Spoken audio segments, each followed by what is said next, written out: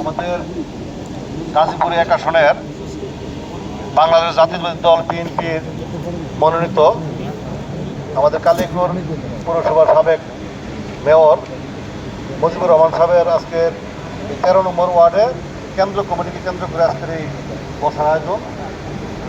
আজকের অনুষ্ঠানের সভাপতি বাসন থানা বিএনপি বিপ্লবীর সভাপতি বড় ভাই তানভীর হোসেন সিরাজ ভাই এবং আজকে প্রধান অতিথি বাসন ইউনিয়নের সাবেক কর্মকর্তা চেয়ারম্যান অধ্যাপক বড় ভাই আলহাজ আলাউদ্দিন চৌধুরী, উপস্থিত বাসন থানা বিএনপির সাবেক সভাপতি বশির আহমদ বাচ্চু মামা,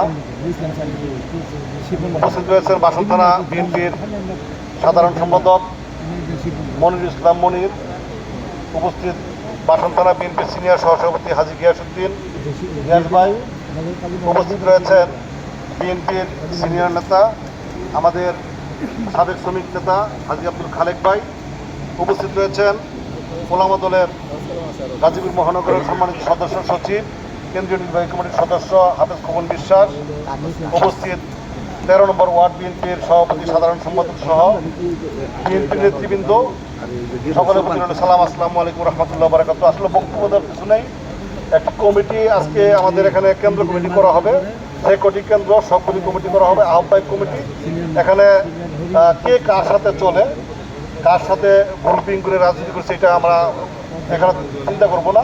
আমাদের একটা চিন্তা থাকবে, আমাদের দেশনেত্রী বেগম খালেদা জিয়ার যে সংগঠন আর এই তারেক রহমান সাকিব সাহেবকে মনোনয়ন দিয়েছে বিএনপিকে শক্তিশালী করতে গেলে, আগামী দিনে গণতন্ত্রকে ফিরিয়ে আনতে গেলে, এবং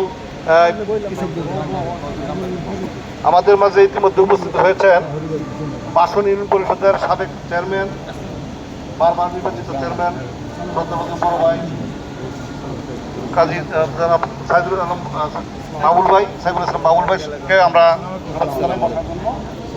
আর আমি বলবো যে আমাদের ঐক্যবদ্ধ থাকতে হবে।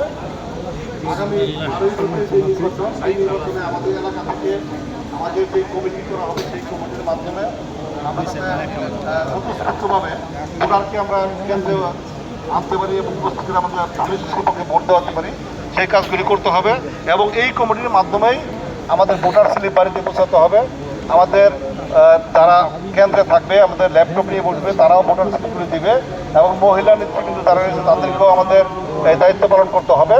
আমরা মহিলাদেরকে আমরা অগ্রাধিকার দিব এবং সকলকে ঐক্যবদ্ধ থাকে, ছাত্র দল, যুব দল, স্বেচ্ছাসেবক দল, মহিলা দল সকলকে সাথে নিয়ে এই কমিটিটা করবে।